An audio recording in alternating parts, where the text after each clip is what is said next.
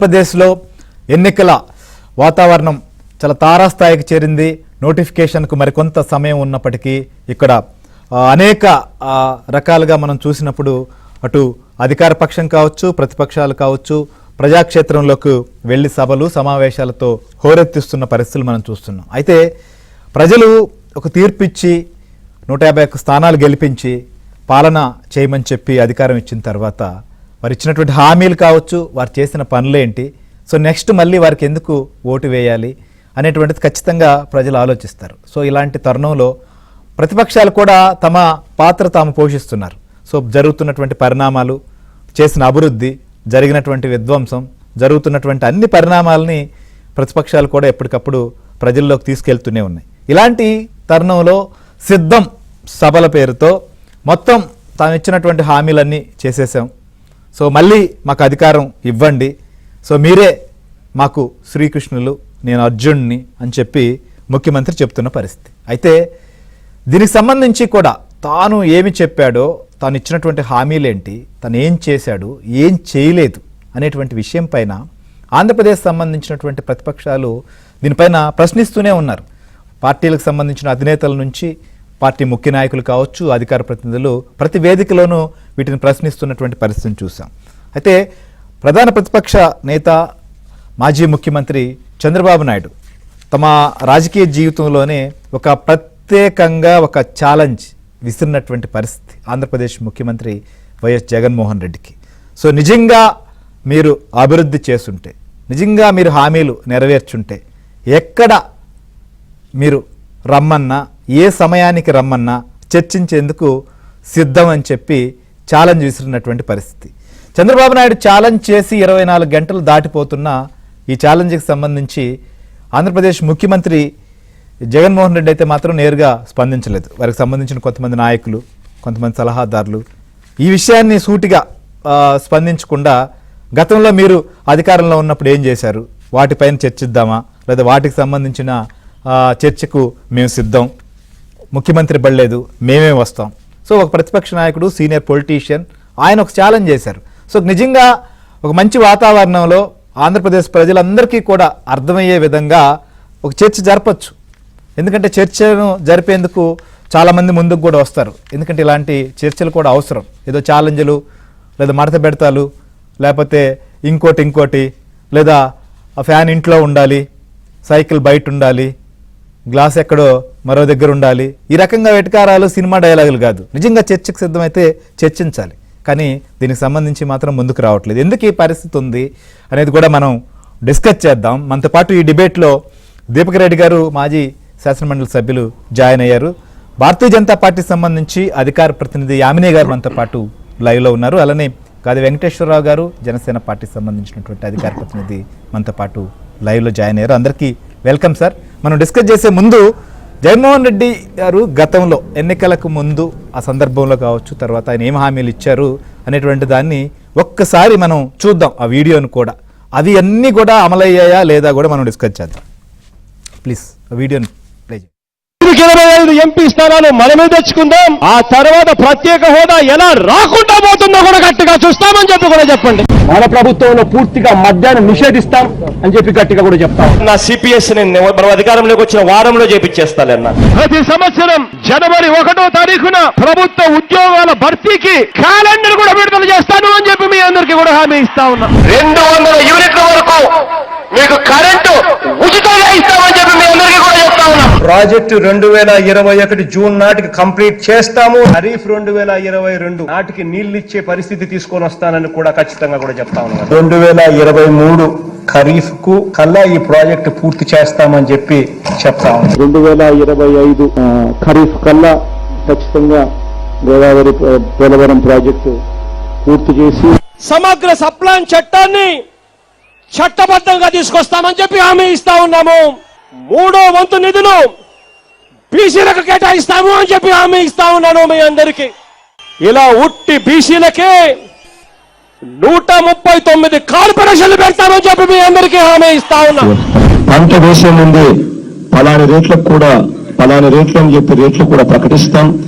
గిట్టుబాటు ధరకు గ్యారంటీ ఇస్తాం. విజయవాడలో క్యాపిటల్ సిటీని పెట్టడం మనస్ఫూర్తిగా మేము ఆహ్వానిస్తున్నాం. ప్రతి కాపు సోదరుడికి నేను ఇవాళ హామీ ఇచ్చి చెప్తా ఉన్నాను, చంద్రబాబు నాయుడు గారి 5 సంవత్సరాలలో ఏదైతే కాపు కార్పొరేషన్ కోసం నిధులు ఏదైతే కేటాయించాడో ఆ నిధులకు రెట్టింపు నిధులు కేటాయిస్తాను అని చెప్పి మీ అందరికీ కూడా హామీ ఇస్తా ఉన్నా. ఇది జగన్ అనే నేను మనం అధికారంలోకి వచ్చిన వెంటనే ఆ చెప్పిన 5,000 కోట్ల రూపాయలను 10,000 కోట్ల రూపాయలు ఇస్తాను అని చెప్పి నేను చెప్పడం మోసమా అని అడుగుతా ఉన్నా. సౌమ్యుడిగా పేరు పొందిన ఎక్స్ ఎంపీని అతి కిరాతకంగా ఇంట్లోకి చొరబడి వడ్డలు తీసుకొని నరికి అత్యంత దారుణంగా చంపడం అన్నది ఇంతకన్నా దారుణమైన విషయం ఎక్కడా ఉండదు. కరెంటు ఛార్జీలు బాధుడే బాధుడు. 2024 ఎన్నికలు జరిగేసరికి మందరిని పూర్తిగా తీసేసిన తర్వాతనే మనం ఓట్లు అడుగుతామని చెప్పి రైట్ మనం చూసాం. సో జనవరి 1కి జాబ్ క్యాలెండర్ దగ్గర నుంచి అనేక అంశాలు, సప్లాన్ కావచ్చు, లేదా మద్యం నిషేధం, ప్రత్యేక హోదా, 1 కాదు 2 కాదు, చాలా హామీలు వారు ఇచ్చినట్టువే. కానీ వారు చెప్తున్నది మొత్తం కూడా మేము అమలు చేసాం 90 నుంచి 99% అని చెప్పి. సరే చేసుంటే చర్చికి పిలిచినప్పుడు లేదా ఎక్కడ చర్చిద్దాం అన్నప్పుడు చాలా హుందాగా స్వీకరించి చర్చ జరపచ్చు. కానీ దీపక్ రెడ్డి గారు మీతో స్టార్ట్ చేస్తాం. అసలు చంద్రబాబు నాయుడు గారు ఎందుకు ఈ సవాల్ విసిరారు? ఈ సవాల్కు సంబంధించి ఇప్పటి వరకు ముఖ్యమంత్రి అయితే నేరుగా స్పందించినటువంటి పరిస్థితి ఎట్లా చూస్తారు? వెరీ గుడ్ ఈవినింగ్ అండి అందరికి.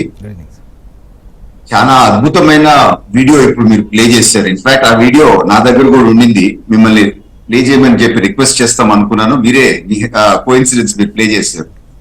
దాంతో మీరు చూస్తే ముఖ్యమంత్రి గారు మాట్లాడిన ప్రతి ఒక్కటి వారు ఇచ్చిన హామీ, ఒక మాట ఇచ్చి ఈ రోజు మాట తప్పాడు, మడమ తిప్పాడు. ఎందుకంటే అది చేయను అని చెప్పి అది నా ట్రేడ్ మార్క్, అదే నా విశ్వసనీయత అని చెప్పి అన్న మనిషి ఈ రోజు క్లియర్ గా ప్రతి ఒక్క హామీ, అక్కడ ఇచ్చిన ప్రతి ఒక్క మాట తప్పినట్టు మనకు అర్థమవుతా ఉంది. సో ఒక స్టెప్ ఎక్స్ట్రా కూడా మేము పోయి చాలా hard work Telugu Desam party knowledge centre చేయడం జరిగిందండి. 446 పేజీలు ఒక డీటెయిల్డ్ డాక్యుమెంట్ ఈ విధంగా తయారు చేయడం జరిగింది. ఒక్కొక్క జిల్లాలో ముఖ్యమంత్రి గారు ఏం చేశారు, ఏ రోజు చేశారు, ఏ హామీ ఆయన మాట ఇచ్చినాడు, ఏమి చేయలేదు అని చెప్పి డిస్ట్రిక్ట్ వైజ్ ఒక బుక్ మేము తయారు చేయడం జరిగింది. అదే విధంగా ఆయన మేనిఫెస్టోలో ఏమి మా నవరత్నాలు మేము అమలు పరుస్తున్నాము అని చెప్పి ఏ విధంగా వారు చెప్పినారో ఆ మేనిఫెస్టోలో వారు చెప్పిన హామీల్లో కూడా తప్పులు ఏమేమి ఉన్నాయి, వారు యాక్చువల్ గా చెప్పింది ఏంటి, వారు చేసేది ఏంటి, ఏ విధంగా మోసం చేశారో మరొక బుక్లెట్ కూడా with all facts and figures మేము చేయడం జరిగింది. కానీ ప్రాబ్లం ఏంటంటే వైఎస్ఆర్ పార్టీకి సంబంధించిన వాళ్ళు ప్రతిసారి ఏమని అంటారంటే మేమేదో మేకప్ చేసాము, లేకపోతే మేము మాట్లాడే మాటలన్నీ ఎల్లో మీడియా మమ్మల్ని సపోర్ట్ చేస్తుందని బ్రాండింగ్ చేసి తప్పించుకోవాలని చెప్పి చూస్తూ ఉంటారు. సో ఎట్లా ప్రజల ముందు వాస్తవాలు తీసుకొని రావాలని ఆలోచించి ఇంకొక బుక్లెట్ ఇదే విధంగా వారు ఇచ్చిన ప్రతి హామీ, సో దానికి సపోర్టింగ్ గా సాక్షి పేపర్ ఫుటేజే మేము పెట్టినామండి ఒక బుక్లెట్ లో. సో జగన్మోహన్ రెడ్డి గారు ఇచ్చిన హామీ ఆయన ఫెయిల్ అయింది, రోజు డేట్ తో వచ్చిన పేపర్, ఇదే విధంగా క్లిప్పింగ్స్ అన్ని కూడా మేము కలెక్ట్ చేయడం జరిగింది. సో ఇవన్నీ కలెక్ట్ చేస్తే దాదాపు ఒక స్నాప్ షాట్ వారు ఇచ్చిన పాదయాత్రలో అయితే ఉంది, ఇప్పుడు ప్రభుత్వంలో వచ్చిన తర్వాత అయితే ఉంది. ఒక్కసారి మీరు స్నాప్ షాట్ మీకు నేను వివరించాలా? టోటల్ గా ఒక్క సెకండ్ 730 హామీలు వాళ్ళు ఇవ్వటం జరిగిందండి టోటల్ గా ఇప్పటిదాకా. ఆ 730 హామీల్లో 21 హామీలు పూర్తిగా అమలు పరిచినారు, 88 పాక్షికంగా అమలు పరిచినారు. 621 హామీలు దాదాపు 85% పూర్తిగా దాని జోలికే పోలేదు. రేపు ఎలక్షన్స్ మీరు చూస్తే ఒక 5-6 రోజుల్లో నోటిఫికేషన్ కూడా రాబోయే పరిస్థితి ఉంది. సో ఇన్ని రోజులు మేము ఇంకా చేస్తాము అని చెప్పి ఒక అబద్ధం చెప్పి తప్పించుకునే అవకాశం ఉంది. కానీ ఇప్పుడు ఎలక్షన్స్ 4-5 రోజుల ముందు ఉండగా ఈ 621 హామీలు వారు చేయలేరు అని చెప్పి మాత్రం మన క్లారిటీతో కనపడిపోతా ఉంది. సో గత ఎలక్షన్స్ అప్పుడు తెలుగుదేశం పార్టీ ఇచ్చే 126 పథకాలు మేము రద్దు చేస్తాము అని వారు నిజంగా చెప్పుంటే ప్రజలు వారికి ఓటేసి ఉండేవారా? ఈ 730 హామీల్లో లోపల 85% మేము అమలు పరచని పరిస్థితి, మోసం చేస్తాము ఆ నవరత్నాలు అని చెప్పి ఇచ్చిన హామీలు ఒకటి, నవరత్నాల్లో మేము ఏమో చేసామని చెప్పి ప్రజల్ని మభ్యపెట్టి డైవర్ట్ చేసే విధానంగా వారు ముందుకు పోతున్నారు అని అంటే ఇది ప్రజలకు తెలుసుంటే వారు ఓటు వేస్తుండేవారా? వారే కదా ముద్దులు పెట్టినారు, నేను మాట మీద నిలుస్తాను, ఒక ఛాన్స్ ఏంటి అని చెప్పి అడిగినారు. సో ప్రజలు వారిని నమ్మి ఈ రోజు ఛాన్స్ ఇచ్చిన తర్వాత ఈ విధంగా వారి ప్రజలకు వచ్చేది ఆపేసినారు, ఇవ్వాల్సి ఉన్నాయి పూర్తిగా ఇవ్వలేదు. వారు ఇస్తున్నాము అని చెప్పిన వాటిలో కూడా పార్షియల్ గా ఇస్తున్నారు కానీ పూర్తిగా ఇవ్వటం లేదు. సో ఇదంతా కాకుండా ఈ రోజు మీరు నిన్న ఏబిఎన్ స్టాఫ్ పైన అటాక్ మీరు చూస్తే సైకోతత్వానికి అరాచకము ఏది పొలిటికల్ టెర్రరిజానికి మధ్యలో ఆంధ్ర రాష్ట్రం ఊగిసలాడుతుంది అని చెప్పి అనే స్టేట్మెంట్ తప్ప అని చెప్పి నేను ప్రశ్నిస్తున్నాను. కానీ బాధాకరం ఏంటంటే ఇన్సిడెంట్ ఇప్పటిదాకా యాక్షన్ తీసుకోలేదు, ఇప్పటిదాకా తప్పు అని చెప్పి ఖండించిన పరిస్థితి లేదు. సో ఎక్కడికి పోతున్నాం? ఆ విధంగా అసలు పశువుల రకంగా వాళ్ళు బిహేవ్ చేస్తా ఉంటే ఆనందం పొందే పరిస్థితి ఈ రోజు ఆంధ్ర రాష్ట్రంలో ఉంది. దానికోసమే నేను అడిగిన చెప్పిన స్టేట్మెంట్ సైకోతత్వానికి అండ్ పొలిటికల్ టెర్రరిజం మధ్యలో ఆంధ్ర రాష్ట్రం డిస్కస్ చేద్దాం ఖచ్చితంగా. ఈ ఛాలెంజ్ కి సంబంధించి కూడా నిజంగా ఇది సీరియస్ గానే ఛాలెంజ్ విసిరారా లేకపోతే రాజకీయ కోణంలో ఛాలెంజ్ చేశారా? వాళ్ళు వస్తే మీరు దానికి సంబంధించి సిద్ధమా? గవర్నమెంట్ లో వాళ్ళు ఉన్నటువంటి డాక్యుమెంట్లతో వస్తారు, అది కూడా మనం మాట్లాడదాం. యామిని గారు డిస్కస్ చేద్దాం. యామిని గారు ఎట్లా చూడాలి? ఒక ఛాలెంజ్ విసిరారు ముఖ్యమంత్రి గారికి, ఒక ప్రతిపక్ష పార్టీ సంబంధించినటువంటి అధినేత. సో నిజంగా వారు చెప్పింది చేసి లేకపోతే వారు ఇచ్చినటువంటి హామీలు నెరవేర్చుంటే ముందుకు రావచ్చు, పబ్లిక్ గా అందరికీ తెలిసే విధంగా ఆ డిస్కషన్ కూడా జరిగి ఉండొచ్చు. సో ప్రజాస్వామ్యంలో ఇలాంటి డిస్కషన్లు కూడా అవసరం. కానీ ఇంతవరకు రియాక్ట్ కాలేదు. ఏం చెప్తారు? ఇందాక చూశారు మీరు వీడియో కూడా, వాళ్ళు ఇచ్చినటువంటి హామీలు, వాటిని చూసినప్పుడు నిజంగా అవన్నీ అమలైపోయాయి. 90%, 99% అని చెప్తున్నారు అమలైనట్టు కూడా. ఆ పరిస్థితి ఉందా ఆంధ్రప్రదేశ్లో? అంటే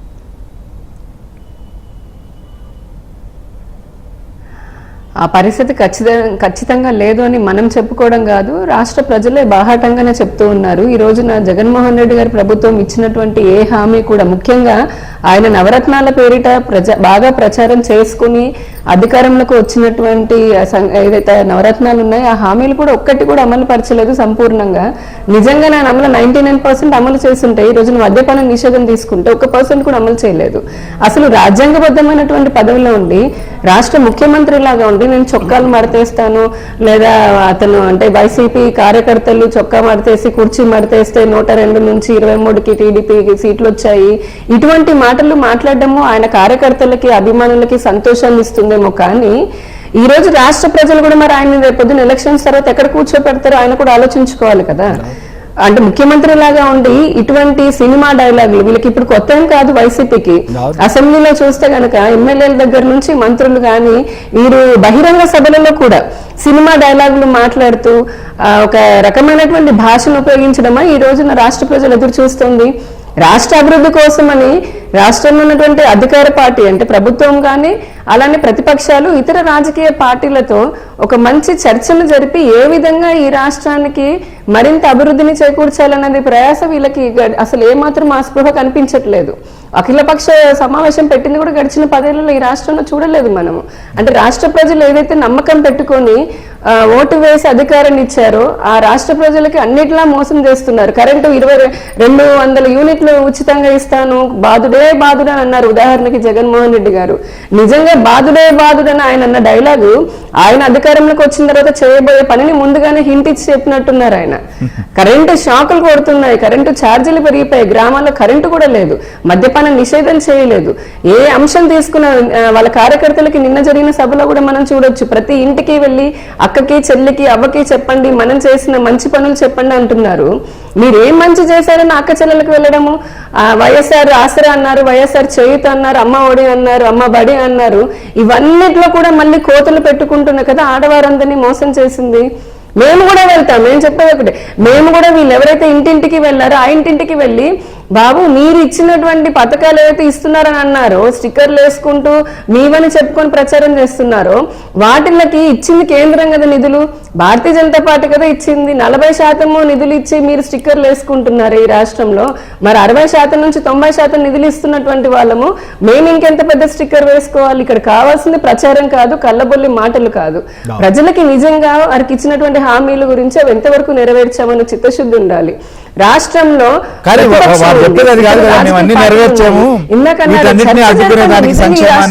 అభివృద్ధిని అడ్డుకునే దానికి మిగిలిన వాళ్ళందరూ ఏకమవుతున్నారు. సో కాబట్టి మీరు అప్రమత్తంగా ఉండాలి. మనం చేసింది కూడా మీరు చేశారు. నేను ఎన్నిసార్లు బటన్ నొక్కాను, ఎన్ని కోట్ల రూపాయలు ఇచ్చాను, కానీ ప్రతిపక్షాలు మళ్ళీ అడ్డుకునే దానికి వస్తున్నటువంటి పరిస్థితి ఉందని చెప్తున్నారు. మీరు కూడా వెళ్ళారు ప్రజాక్షేత్రంలోకి, అడ్డుకునే దానికి వెళ్తున్నారా మీరు? ఉదాహరణకి ఇప్పుడు ఆయన చెప్పేది, జగన్మోహన్ రెడ్డి గారు చెప్పేది నిజమే, వాస్తవమే అయితే ప్రతిపక్షాలు ఇతర రాజకీయ పార్టీలు కుట్రలు చేయాల్సిన అవసరం లేదు. వారు ప్రతిష్టాత్మకంగా గడప గడపకని పెట్టారు. గడప గడపలో ఇంటింటిలో ఉన్నది ఎవరు వీరి పార్టీ నాయకులను వ్యతిరేకించింది, వీరిపైన దుమ్మెత్తిపోసింది రాజకీయ నాయకులు కాదు కదా, సామాన్య ప్రజలు. అంటే ప్రజాక్షేత్రంలో ప్రజలు మిమ్మల్ని మళ్ళీ తెచ్చుకోవడానికి, మీకు అధికారం కట్టబెట్టడానికి సిద్ధంగా లేరు. ఈ రోజున మీరు తీసుకున్నటువంటి అంశం చాలా మంచిది. ఈ రాష్ట్రంలో మీరు ఇందాక ఇంట్రడక్షన్ లో చెప్పారు, ఈ రాష్ట్రంలో ఖచ్చితంగా చర్చ జరగాలి. మేము కూడా ఎదురు చూస్తున్నాము. గడిచిన రాష్ట్ర విభజన తర్వాత 10 సంవత్సరాల్లో అసలు ఈ రాష్ట్రానికి ఉన్నటువంటి ఇబ్బందులు ఏంటి, సమస్యలు ఏంటి, అభివృద్ధి కావాల్సినటువంటి అడ్డంకులు ఏంటి, కేంద్రం ఎంత నిధులు ఇచ్చింది, ఈ రాష్ట్ర ప్రభుత్వాలు ఎంత ఖర్చు చేశాయి, ఎంత అవినీతి చేసి వారు మొత్తము భూ కబ్జాలు కానీ ప్రతి దాంట్లో, ప్రతి రంగం ఇసుక కబ్జా, భూ కబ్జా ఇలాంటి వాటన్నిటిలో కూడా వేల లక్షల కోట్లు ఏ విధంగా తినేశారు, వారి కార్యకర్తలు బొజ్జలు నింపుకున్నారు అనేది ప్రజాక్షేత్రంలో ఖచ్చితంగా చర్చ జరగాలి. అప్పుడే కదా ప్రజలకు వాస్తవం తెలిసేది. నువ్వు ఒక మాట అంటే నేను ఇంకొక మాట అంటాను అని చెప్పని మాటకి మాట అనుకుంటూ దానికి ఇంకో కొన్ని పేర్లు సిద్ధమనో సయ్యనో ఇటువంటి పేర్లు పెట్టుకుంటూ ఇంకెంత కాలం ప్రజలను మోసం చేస్తారు? దేశంలో నరేంద్ర మోదీ గారిని చూడండి, గడిచిన 2 టర్మ్స్ లలో ప్రతి టర్మ్ లో కూడా ఒక చాలా సాహసోపేతమైన నిర్ణయాలు తీసుకున్నారు. నిన్న చెప్పినటువంటి దాంట్లో కూడా నరేంద్ర మోదీ గారు భారత ప్రతినిధిలాగా ప్రజలకి చాలా స్పష్టమైన సంకేతం ఇచ్చారు. మేము అధికారంలోకి వస్తే రాబోయే 5 సంవత్సరాల్లో మరిన్ని సాహసోపేతమైనటువంటి నిర్ణయాలు తీసుకుంటాము, రాబోయే 1000 సంవత్సరాలు తగ్గట్టుగా అంత ప్రగతిని చూపిస్తాము, 5వ ఆర్థిక శక్తి నుంచి 3వ తీసుకుని వెళ్తామని ఒక హామీ భరోసా ఇచ్చారు. మరి జగన్మోహన్ రెడ్డి గారు ఏం భరోసా ఇచ్చారు?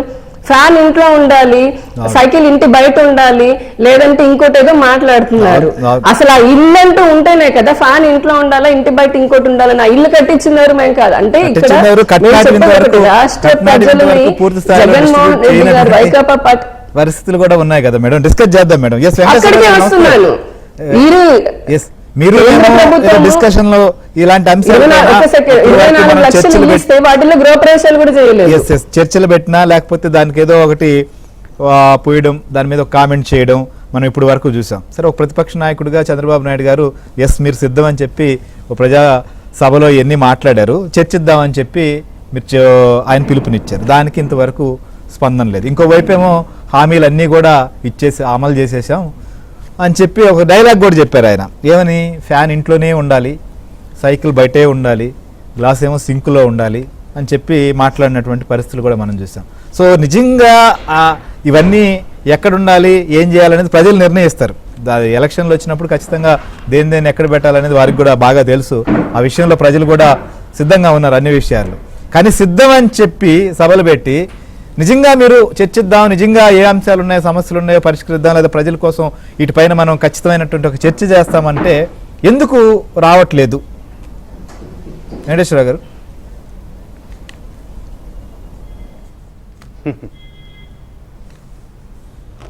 అలాగా సార్, ఏమి వస్తాడు పాపం ఆయన శ్రీహరి గారు మట్ల ప్యానల్ ఉన్నటువంటి దీపక్ రెడ్డి గారికి, యామిని గారికి శుభ సాయంత్రం. ఇప్పుడు ఏదో చెప్తారు సామెత, చేసేవాడు పని చేసుకుంటూ పోతాడు, చేయనాడు అని మాటలు చెప్పుకుంటూ పోతాడు. ఇప్పుడు ఇక్కడ నిజంగా ఈ జగన్మోహన్ రెడ్డి గారు ఈ ఆంధ్ర రాష్ట్రానికి ముఖ్యమంత్రి అయిన తర్వాత ఆయన చెప్పినట్టుగా నిజంగా అంత మంచి చేస్తుంటే ఇవాళ ఈ కర్మ ఎందుకు ఆయనకి? నేను అదే మాట్లాడుతున్నా. ఇవాళ ఈయనకి ఆ కర్మ ఎందుకు ఆయనకి? సిద్ధమని చెప్పేసేసి రాష్ట్రం అంతా పోస్టర్లు ఏంటి? అప్పుడు చూడండి, ఫస్ట్ ఏంటి, స్టిక్కర్లతో స్టార్ట్ అయింది. నువ్వే మా భవిష్యత్తు, అవును, జగనే మా భవిష్యత్తు. ఇంటింటికి ఆ గృహ సాధనలను పెట్టి వాళ్ళ సంఖ్యకి జోలు తగిలిచ్చి ఇల్లంట పంపించాడు, స్టిక్కర్లు అతికించరమ్మని. అవును, ఇది వాలంటీర్లకు తోడు వాలంటీర్లు సరిపోరు అనుకుని మళ్ళీ గృహ సాధనలో ఒక బ్యాచ్ని పెట్టాడు. అవును, ఈ 2 బ్యాచ్లు కలిసి సంఖ్యలకు సంచులు తగిలించుకుని పోయారు. వాళ్ళతో పాటు మంత్రులు కూడా పోయారు అనుకోండి. అవును, పొద్దున మనం పల్లెటూరులో చూస్తాం, సిక్కెంటుకలకి బోర్లు అమ్ముతామంటూ వస్తుంటారు బ్యాచ్. అవును. ఆ టైప్ లో ఇల్లంతా తిరిగి మధ్యలో స్టిక్కర్లు చాలా మంది అతికించారు. ఆగిపోయినటువంటి పరిస్థితి కూడా మనం చూసాం. పోతే వాళ్ళకి ఏం సమాధానం చెప్పాలి, అడిగే ప్రశ్నలకి ఎలా యా, face చేయాలో అదైపోయింది. తెలియక. అదైపోయిన తర్వాత వచ్చింది నువ్వే మా భవిష్యత్తు. ఇంకోటి మళ్ళా ఉమ్, జగనే మా నమ్మకం అనుకుంటాను. జగనే మా నమ్మకం, నువ్వే నా నమ్మకం, ఏదో సంథింగ్. అవును. జగనే మా భవిష్యత్తు, నువ్వే నా నమ్మకం. అది రెండోది వచ్చింది. ఇవాళ నువ్వే నా నమ్మకం అని సైన్ బోర్డులు అండి, రాష్ట్రం మొత్తం కూడా సైన్ బోర్డులు వెళ్తున్నాయి. ఉమ్, ఇప్పుడు ప్రభుత్వం చెప్పాల్సింది ఏంటంటే ఈ సైన్ బోర్డులకు అందరికీ డబ్బులు ఎక్కడి నుంచి ఇస్తున్నావు? వైఎస్ఆర్ పార్టీ ఉన్నటువంటి నిధి నుంచి వెళ్తుందా? ఆంధ్ర రాష్ట్ర ప్రభుత్వంలో ఉన్నటువంటి వివిధ సెక్టార్ల నుంచి డబ్బులు వెళ్తున్నాయా? అది ఒక ముఖ్యమంత్రిగా, ఒక ప్రజాస్వామ్యంలో ముఖ్యమంత్రిగా ఉన్న వ్యక్తి ప్రజలకు చెప్పాలి. కానీ అసలు ఆ పనే చేయట్లేదు వీళ్ళెవరూ కూడా. ఉమ్, ఇప్పుడు ఆ పెద్ద ఎత్తున జరుగుతున్నటువంటి ప్రచారానికి, పార్టీ ప్రచారం, అది ముఖ్యమంత్రి ప్రచారం కాదు, పార్టీ ప్రచారానికి ఆ నిధులు ఎక్కడి నుంచి వెళ్తున్నాయో చెప్పలేని పరిస్థితిలో వాళ్ళు ఉన్నారు. ఎందుకంటే మొత్తం కూడా ప్రభుత్వం సొమ్మే, ప్రజల సొమ్ము. ఇవన్నీ అయిపోతే ఎట్లా ఉంటే ఇప్పుడు కొత్తగా సిద్ధం, ఇది మూడోది. ఇది ఇంకొంచెం పెద్ద ఖర్చు. ఇది రాష్ట్ర వ్యాప్తంగా ఉన్నటువంటి హోర్డింగులు మొత్తం ఇవి ఎలక్షన్ వరకు ఉంటాయంట.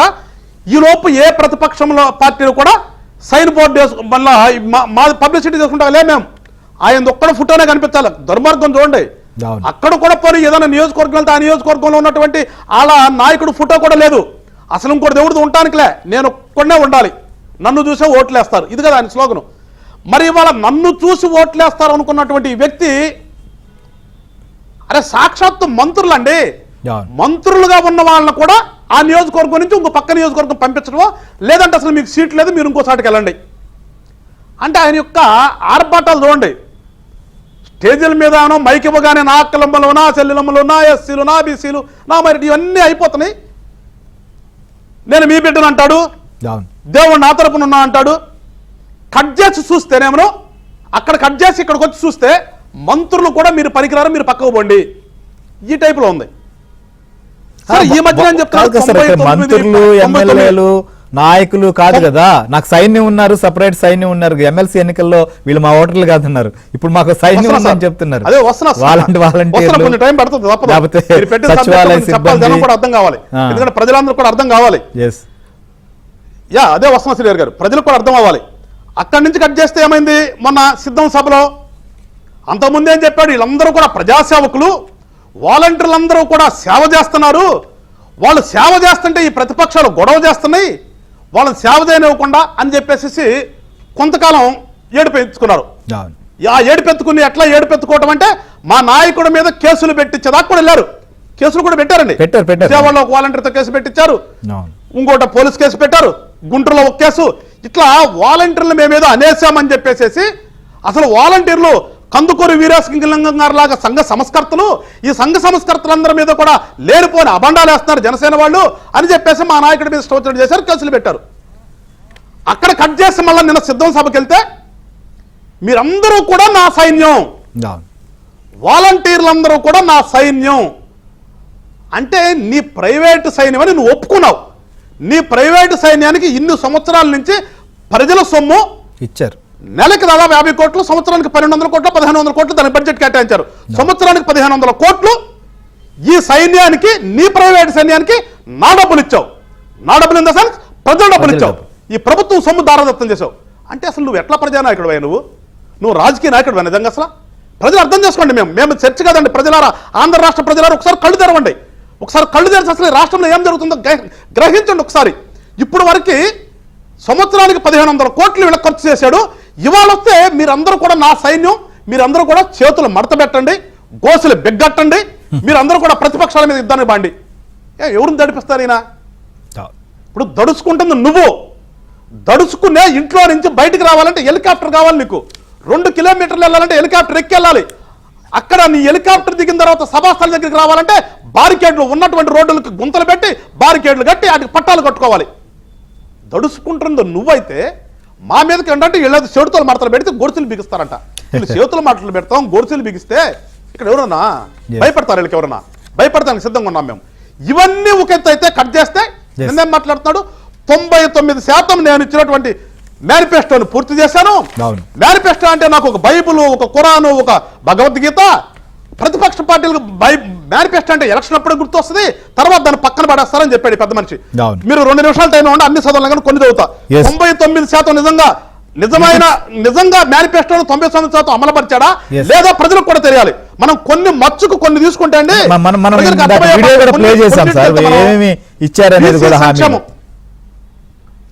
అది మాట్లాంటారండి. నా దగ్గర ఆయన మేనిఫెస్టో ఉంది. మేనిఫెస్టోలో మొత్తం, ఎందుకంటే హామీలు పక్కన పెడతాం, హామీలను కొన్ని నెరవేరుస్తారు, కొన్ని నెరవేరుస్తారు రాజకీయ నాయకులు. కానీ ఆయన చెప్తున్నాడు కదా భగవద్గీత, ఖురాను, ఏదో బైబిల్ అని మేనిఫెస్టోనే. ఆయన ఇచ్చినటువంటి మేనిఫెస్టోలో 36 అంశాలు పెట్టారు. ఆ 36 అంశాల్లో మొట్టమొదటిగా మనం బీసీ సంక్షేమం తీసుకుంటే, గత ప్రభుత్వం 5 సంవత్సరాల్లో 50 కోట్లు ఖర్చు చేస్తానని చేయలేదు. నేనొస్తాడు అన్నొస్తాడు 75 కోట్లు బీసీలకి ఉప ప్రణాళిక ద్వారా ఖర్చు చేస్తామన్నాడు. బీసీ సోదరులు, రాష్ట్రంలో ఉన్న బీసీ సోదరులందరూ చెప్తాను, 75 కోట్లలో ఎన్ని కోట్లు ఖర్చు చేశాడు? 7 కోట్లను ఖర్చు చేశాడా? ఒకసారి బీసీ సోదరులను గమనించండి, 7 కోట్లను ఖర్చు చేశాడా? ఈ హామీ ఎటుపోయిందో తెలియదు మనకి. బీసీ సెల్లెమ్మల వివాహానికి వైఎస్ఆర్ పెళ్లి కానుకగా ప్రస్తుత ప్రభుత్వం 35,000 ఇస్తుంది, నేను రాగానే 50,000 ఇస్తాను. అసలు ఇచ్చాడండి? నిన్నటి దాకా ఆ పథకాన్ని పక్కన పెట్టి బీసీలకే కదండి, బీసీలు, ఎస్సీలు, మైనారిటీలకి, బీసీలకి అయితే 50,000, ముస్లిం మైనారిటీలు, ముస్లింస్కి అయితే 1,00,000 రూపాయలు, అలాగే కొంతమంది ఎస్సీలు కూడా 1,00,000 రూపాయలు అన్నాడు.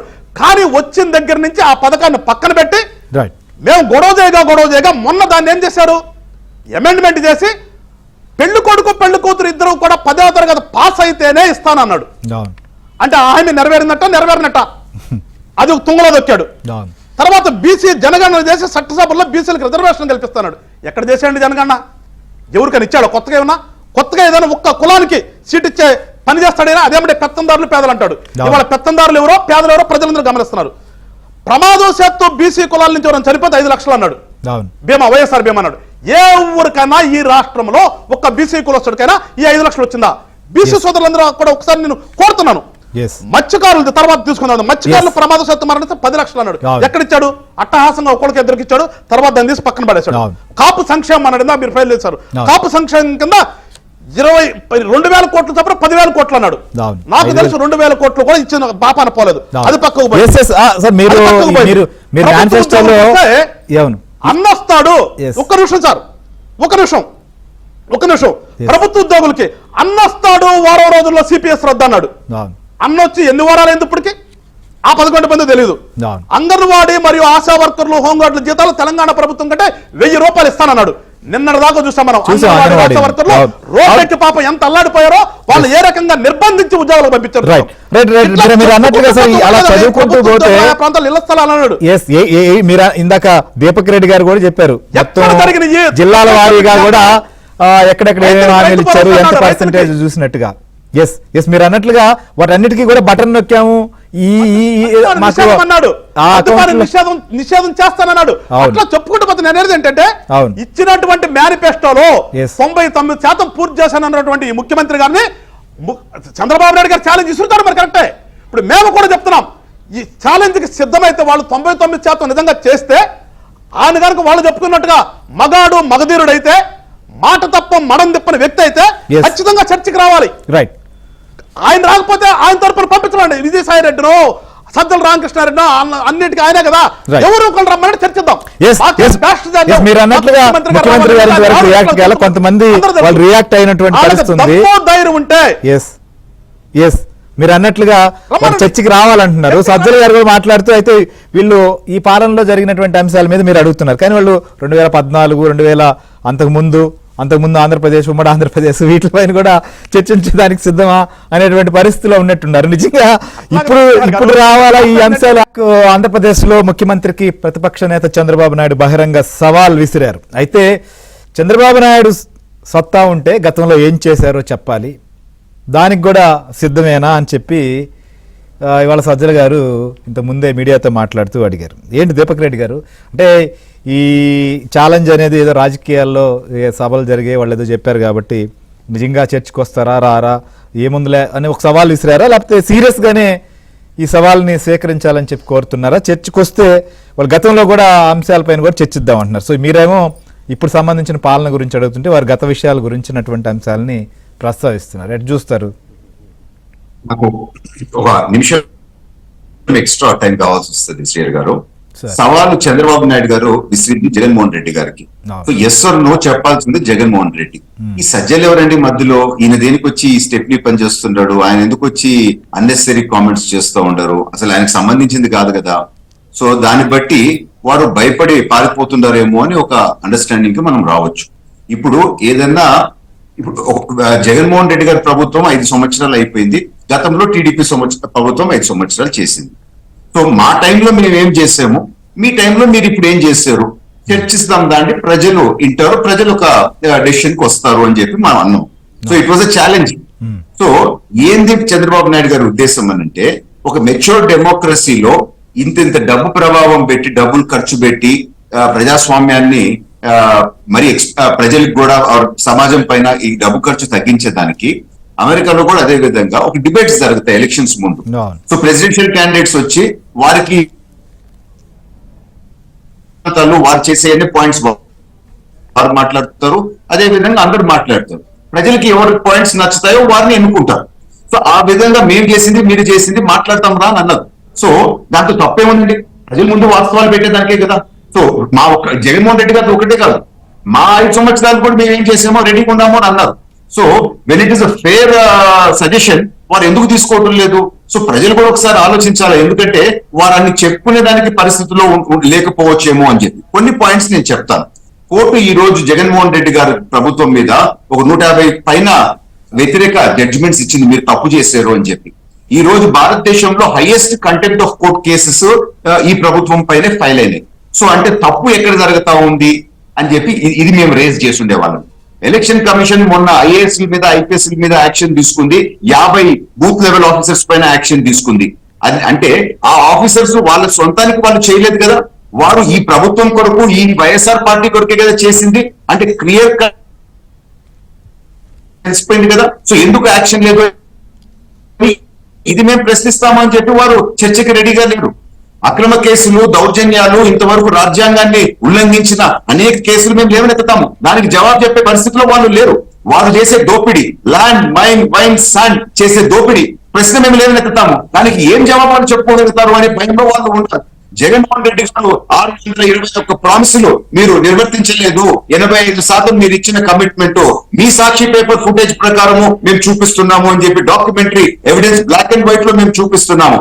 అది జవాబు చెప్పలేని పరిస్థితిలో వాళ్ళు భయపడి రాలేదు. ప్రజలకి ఎలక్షన్ అప్పుడు నేను ఉన్నాను, నేను విన్నాను అని చెప్పి ముద్దులు పెట్టుకుంటూ తెలుగుదేశం ప్రభుత్వం పెట్టిన 126 పథకాలు మేము రద్దు చేస్తామని ఆ రోజు చెప్పు ఉండుంటే ప్రజలు వారికి ఓటేస్తుండేవారా?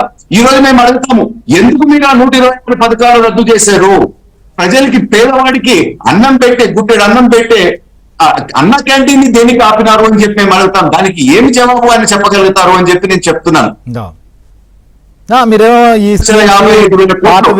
ఆపేశారని మీరు చెప్తున్నారు, కానీ వాళ్ళేమో బటన్ నొక్కాము, బటన్ ద్వారా అన్ని రకాల ప్రయోజనాలు బటన్ తోనే చేకూరాయి, ఇంత అభివృద్ధి సంక్షేమం చేస్తుంటే మళ్ళీ వీటిని అడ్డుకునే దానికి ఈ రకమైనటువంటి కుట్రలు చేస్తున్నారు, ఈ రకమైనటువంటి దాడులు చేస్తున్నారు. నేనేమి అభిమన్యుడిని కాదు, ఇంతకు ముందులాగా అర్జునుడిని అని చెప్పి నిన్న చెప్పారు మీకోసమే. నేను అర్జునుడిని ఎట్లా ఎదుర్కొంటారు? అద్భుతమైన పాయింట్ మీరు లేవనెత్తినారు. నేను ఇప్పుడు అదే స్టార్ట్ చేయబోతున్నాను. జగన్మోహన్ రెడ్డి గారు వారే అన్నారు కదా 2,50,000 కోట్లు మేము బట్టలు నొక్కినాము అని చెప్పి. సో ఈ రోజు 11 లక్షల కోట్లు పైగా ఈ ప్రభుత్వం ఖర్చు పెడితే గత తెలుగుదేశం ప్రభుత్వం 5 సంవత్సరాల్లో ఎంత బడ్జెట్ ఉండింది, దాంతో ఎంత పర్సెంటేజ్ మేము ఈ వెల్ఫేర్ స్కీమ్స్ కి ఇచ్చినామో మీరు చూస్తే అనేక శాతం ఎక్కువ మేమే ఇచ్చినామండి. అంటే 100 రూపాయలు మనకు ఆదాయం ఉన్నప్పుడు 20 రూపాయలు ఈ పథకాలకు ఖర్చు పెడితే ఎక్కువనా, 30 రూపాయలు పెడితే ఎక్కువనా? సో అది కూడా వీళ్ళు చెప్పేది అబద్ధమే. గతంలో తెలుగుదేశం ఎక్కువ ఖర్చు పెట్టింది అని చెప్పి విత్ ఫిగర్స్ మేము. ఇంపార్టెంట్ ఏంటి అని అంటే డెవలప్మెంట్ యాక్టివిటీ మీరు తీసుకుంటే మీరు క్యాపిటల్ ఎక్స్పెండిచర్, ఇప్పుడు బడ్జెట్స్ అన్ని కూడా వచ్చేసినాయి కదా 5 సంవత్సరాలు, అంటే అభివృద్ధికి డెవలప్మెంట్ కి పెట్టే ఎక్స్పెండిచర్ 1/5 ఆఫ్ వాట్ తెలుగుదేశం ప్రభుత్వం టైంలో మనం పెట్టింది. అంటే డెవలప్మెంట్ అనేది జరగలేదు అని చెప్పి మనకు కళ్ళకు కట్టినట్టు కనపడతా ఉంది. ఇరిగేషన్ లో వీళ్ళు బడ్జెట్ లో అలొకేషన్ చేసిన అమౌంట్ అంటే ఇంత ఖర్చు పెట్టామని ఈ ప్రభుత్వం చెప్పిన దాంతో 70% ఆల్మోస్ట్ ఖర్చు పెట్టలేదు. అండ్ అదే విధంగా హౌసింగ్ మీద ఖర్చు పెట్టలేదు. SC ST minority sub plans Telugu Desam ప్రభుత్వంలో ఉన్నాయన్నీ ఈ రోజు ఎత్తేసారు. ఆ సబ్ ప్లాన్ ప్రకారం వీళ్ళు చేయలేదు. ఏమి జవాబు వీటికి అందరికీ చెప్పగలుగుతారు? 10 రూపాయలు వీళ్ళు ఇస్తే 100 రూపాయలు డైరెక్ట్ గా ఇండైరెక్ట్ గా ప్రజల దగ్గర నుంచి దోచుకుంటున్నారని చెప్పి రుజువుతో మేము ఈ రోజు చూపిస్తున్నాము. దానికి ఏం జవాబు వాళ్ళు చెప్పగలుగుతారు? తర్వాత ప్రైసెస్ ట్యాక్సెస్ ఎందుకు పెంచినారు? ఈ రోజు 11 లక్షల కోట్లు అప్పు చేరింది. ఏమైంది ఆ డబ్బు? ఇదంతా మళ్ళీ ప్రజలు కట్టాలి కదా, ప్రజల పైన భారం పడుతుంది కదా. దీనికి ఏం జవాబు చెప్తారు? ముఖ్యంగా నేను లాస్ట్ ఒక 2 మాటలు చెప్పి ముగిస్తాను. అమరావతిని ఎందుకు ఆపినారు? ఒక్క ఇటుక రాయి ఎందుకు వేయలేదు? మోదీ గారు ఇస్తాను డబ్బులు అని చెప్పిన డబ్బులు కూడా, ఇస్తానన్న డబ్బులు కూడా మీరు ఎందుకు 5 సంవత్సరాలైనా తెచ్చుకోలేకపోయినారు? పోలవరం రన్నింగ్ ప్రాజెక్ట్ ని ఎందుకు ఆపినారు?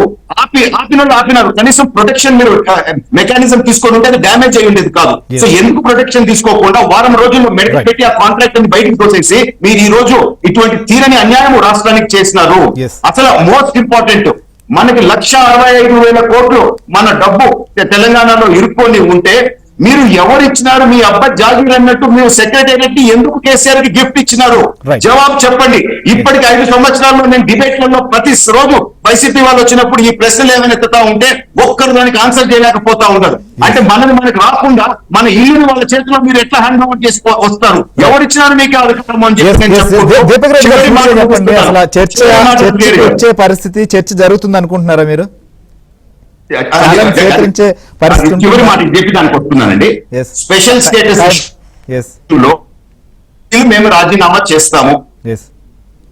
మీ 22 మంది కూడా మీరు వచ్చి రాజీనామా చేయండి, కేంద్రం పైన మనం పోరాడతాము అని చెప్పి ఓపెన్ ఛాలెంజ్ అనేక సార్లు మేము తెలుగుదేశం పార్టీ ఆఫీస్ నుంచి ప్రెస్ మీట్లు పెడితే ఎందుకు ఆ ఛాలెంజ్ స్వీకరించలేదు?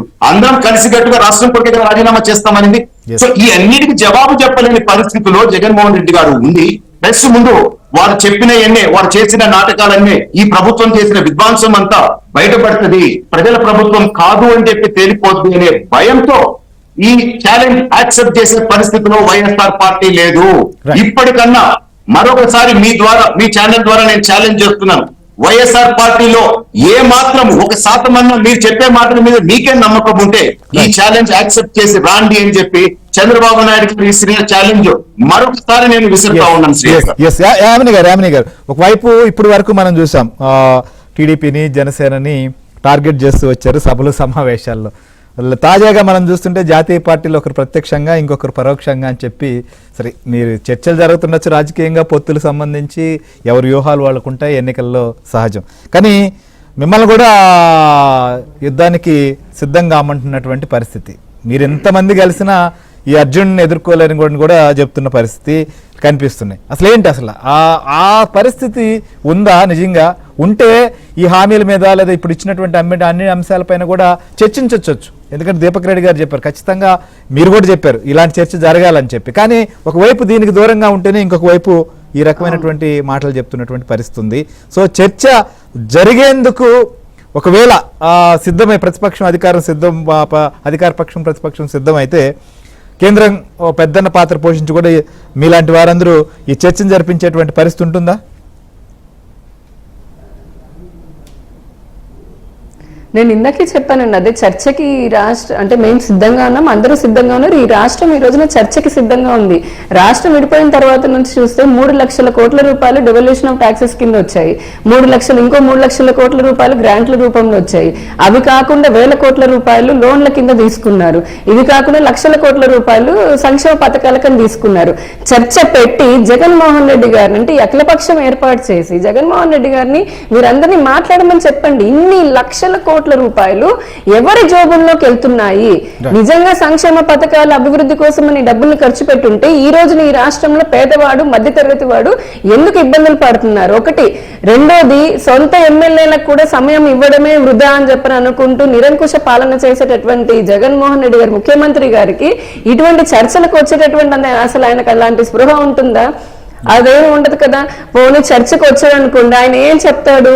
200 కేసులు పైగా మొట్టికాయలు తిన్నటువంటి సందర్భాల్లో హైకోర్టు నన్ను ఈ విషయంలో నేను ఈ అవినీతి చేశాను, తలాతోక లేకుండా నేను నిర్ణయాలు తీసుకున్నాను కాబట్టి, అధికార దుర్వినియోగం చేశాను కాబట్టి నాకు మొట్టికాయలన్నీ పడ్డాయని చెప్పని చర్చలోకి వచ్చి మాట్లాడతాడా?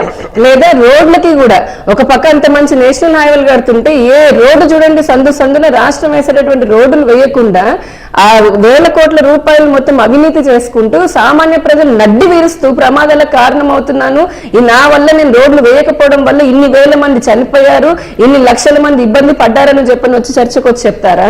కరెంటు సంబంధించి అంతెందుకు పారిశుద్ధ్యం గురించి తీసుకుందాము. ఒక పక్క ఆయన ఎంతో గొప్పలు చెప్తూ ప్రచారాలకి కోట్ల రూపాయలు ఖర్చు పెట్టుకుంటున్నారు, కానీ క్షేత్రస్థాయిలో చూస్తే ఆఖరికి ఇంటింటికి చెత్త విషయం కానీ మరుగుదొడ్లకు కూడా మీరు చెత్త పన్నులాగా ప్రజల రక్తాన్ని నేను పీల్చాను అని చెప్పని వచ్చి చర్చలో చెప్పుకుంటాడా? ఇసుకని లక్షల కోట్ల రూపాయలని ఇసుక ద్వారా ఆయన నాయకులు మేమంతా కాజేశాము, ఇలా మేము కాజేసినందువల్ల లక్షల మంది భవన నిర్మాణ కార్మికులు వాళ్ళ పొట్ట కొట్టానని వచ్చి చర్చలో చెప్తాడా?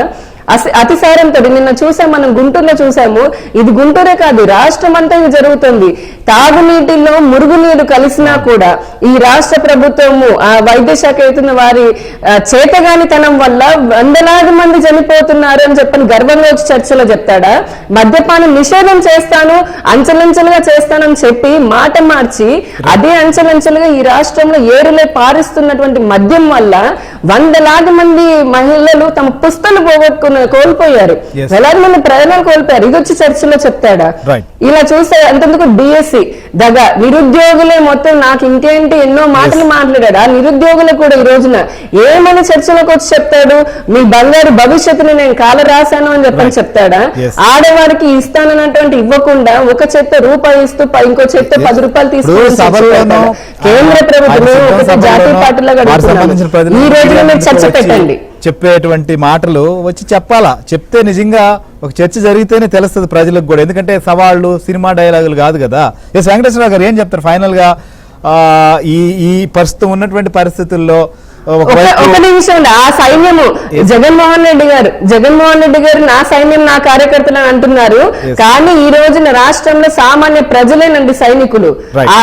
ఈ రాష్ట్ర ప్రజలు సైనికుల్లాగా మారి నిరంకుశ పాలన అందించేటటువంటి రాజుని తరిమి కొట్టడానికి సిద్ధంగా ఉన్నారు. సిద్ధానికి అసలైన మీనింగ్ స్పెల్లింగ్ కరెక్ట్ గా మీనింగ్ ఇదే. ఈ రాజు నిరంకుశ నియంతృత్వ పాలన అందిస్తున్నటువంటి ఈ రాజుని పంపించడానికి తరిమి కొట్టడానికి సిద్ధంగా ఉన్నారు ఈ రాష్ట్ర ప్రజలు. వారే అసలు ఏం చెప్తారు ఫైనల్ గా? ఈ చాలా మంది చాలా రకాలైనటువంటి ప్రకటనలు కూడా చేశారు ఇవాళ. చంద్రబాబు నాయుడు గారు ఇచ్చిన సవాల్ కావచ్చు, మీరు అడుగుతున్నటువంటి ప్రశ్నలకు మీ పైన కావచ్చు, టీడీపీ పైన కావచ్చు, సహజంగా జరిగేటువంటి విమర్శల దాడిలాగానే మళ్ళీ మొదలుపెట్టినటువంటి పరిస్థితి.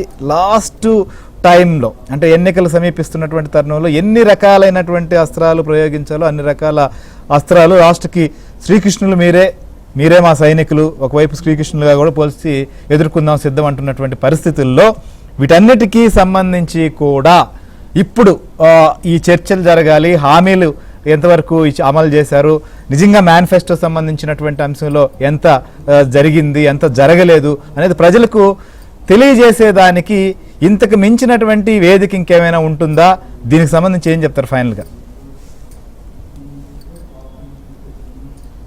అదే సార్ నేను చెప్తుంది, ఇప్పుడు 99 నేను పూర్తి చేశాను, నాకు అవలో తాతలో స్టార్ క్యాంపెయినర్గా మీరు రాండి రోడ్డు మీదకి అని అడుగుతున్నాడు కదా. ఏమాత్రమైన సిగ్గుందా అని అడుగుతున్నాను నా వ్యక్తికి నేను. ఇప్పుడు నిన్న మాట్లాడితే ఏం మాట్లాడతాడు? ఫ్యాన్ ఇంట్లో ఉండాలి, మీరు ఇందాక చెప్పారు టైం లేదు, ఫ్యాన్ ఇంట్లో ఉండాలి, సైకిల్ బయట ఉండాలి, కాదు ఏది టీ కప్పు షింక్లో ఉన్నానన్నాడు కదా. ఇదే నేను చెప్తున్నాను ఇప్పుడు వీళ్ళకందరికి కూడా. వీళ్ళకి ఏమాత్రమైన సిగ్గు శరం ఉంటే అదే ఫ్యాన్కు ఉరేసుకుని చనిపోయినటువంటి కౌలు రైతులకి ధైర్యం కల్పించి ఒక భరోసా ఇచ్చింది ఈయన. ఏదైతే షింక్ అంటున్నాడో ఆ షింక్లో పడేసే గాజు గ్లాసేనండి అది. ఆ గాజు గ్లాసు గుర్తున్నటువంటి జనసేన పార్టీ అధినాయకుడు లక్ష రూపాయల చొప్పున ఈ రాష్ట్రంలో ఉన్నటువంటి కౌలు రైతులు ఎవరైతే చనిపోయారో వాళ్ళకి ధైర్యం కల్పించడం మేము చేశాం. నీ ఫ్యాన్ కూరేసుకున్న వాళ్ళనే అంటే నీ ఫ్యాన్ పరిస్థితి ఏంటో చూడు, మా గాజు గ్లాసు పరిస్థితి ఏంటో చూడు. అది ఒకసారి మరిచిపోయి ఆడెవడో స్క్రిప్ట్ రాసిచ్చాడు, నెలకు 2 లక్షలు ఇస్తా అంటే ఆ స్క్రిప్ట్ రాసేవాడికి ఆడేదో 2 లక్షలు తీసుకుని స్క్రిప్ట్ రాశాడు, అది తీసుకొచ్చి ఈయన పెట్టి చదివేశాడు ఏదో ప్రాసెస్ కోసం. ఎందుకంటే అబాస్ పాలు అవుతున్నాడు ముఖ్యమంత్రి గారు, వాళ్ళు అది తెలుసుకోవాలి. వాళ్ళ Right. నేను చెప్పినట్టుగా 99% హామీలు నెరవేర్చినప్పుడు Yes. మేము అదే చెప్తున్నాం. ఎవడొకటి మీ పార్టీ నుంచి రాండి, రైట్ ఎవడొకడు మీకు దమ్ము మాట్లాడితే దమ్ములో ధైర్యంగా మీరు చెప్పేది అవును. ఆయన అన్నిటికీ రెడీ అంటారు కదా. Right. దీనికి కూడా సిద్ధంగా అండి. ఎవడైనా సరే ఒకడు వచ్చి Yes. ఒకడు వస్తే మీరు 99 పూర్తి చేశారా, రైట్ 9 పూర్తి చేస్తారా మేము చెప్తాం. రైట్ 99 అంటే మిగిలిపోయిన ఒకటేంటి, Yes. ఆ మిగిలిపోయిన ఒకటేంటి మద్యపాన నిషేధమా, లేదంటే ఆ మిగిలిపోయింది ఒకటేంటి ఎవ్రీ జనవరిలో Right. జాబ్ క్యాలెండర్ ఇస్తున్నాడు అదా, లేకపోతే మిగిలిపోయిన ఒకటేంటి సిపిఎస్ రద్దా, లేదా మిగిలిపోయిన ఒకటేంటి అట్లా చెప్తూ పోతే ఆయన పెట్టినట్టు 36లో 36 మిగులుతున్నాయి. Right. 9 కూడా అవ్వు, 99లో 9 కాదు, అసలు 36 మిగులుతున్నాయి. నువ్వేం చేసావు నువ్వు ఎంతసేపు Right. నొక్కానంటావు. ఆ Yes. నొక్కిన దాంట్లో నువ్వు నొక్కేసిందంటే వాళ్ళ ప్రజలకు చెప్పండి, వాళ్ళ ప్రజలకు నువ్వు నొక్కేసిందంత చెప్పాలి. వాళ్ళ 11 లక్షల కోట్లు అప్పు ఉందన్నారు ఆంధ్ర రాష్ట్రానికి. Yes. మరి ఏమేమిందబ్బా Yes. ఈ 11 లక్షల కోట్లు ఎడిపోయింది. Right. ఏదో ఈయన వస్తేనే మళ్ళీ ఎన్ని అమలవుతాయి అంట. ఎస్ ఇప్పుడు ఎస్ ప్రజాస్వామ్యం చూద్దాం సార్. అంటే తెలియని ఇప్పుడు ఒక వ్యక్తికి ముఖ్యమంత్రి తీసుకొచ్చి అయిన అధికారం తర్వాత ఇస్తే మీడియా సమావేశాలు ఎట్లా మీడియా ఉంటుంది అనేది వాళ్ళ ఆంధ్ర రాష్ట్ర ముఖ్యమంత్రి పరిస్థితి. ఆ రోజు విపక్ష చెప్పాడు. నాయకుడు అట్లాగే విసిరినటువంటి క్లియర్ గారు ఆ రోజు ఛాలెంజ్ కి వస్తారని అయితే చూద్దాం నిజంగా వస్తారా, రాష్ట్రాల్లో ఇల్లు కట్టుకున్నారు, రాజధాని ప్రజాస్వామ్యబద్ధంగా దీన్ని స్వీకరిస్తారా, ఏంటి నువ్వు నెరవేర్చింది? లేకపోతే వారి తరపున వచ్చేటువంటి ఏంటి ప్రజాప్రతినిధులైనా మీలాంటి వారితో అసలు చెప్పు. చర్చకు వచ్చేటువంటి పరిస్థితులు ఉంటాయో కూడా మనం చూద్దాం. ప్రజాస్వామ్యబద్ధంగా అయితే చర్చలు జరగాలి, ఛాలెంజ్లు నిజంగా అయితే స్వీకరించి ప్రజలకు ఉపయోగపడే వాస్తవాలు చెప్పాల్సినటువంటి పరిస్థితి ఉంటుంది. దాంట్లో ఎంతవరకు ఇప్పటి వరకు అయితే ముఖ్యమంత్రి నుంచి స్పందన లేనటువంటి నేపథ్యంలో రాబోయే రోజుల్లోనైనా స్పందిస్తారా, ఏం జరగబోతుందో కూడా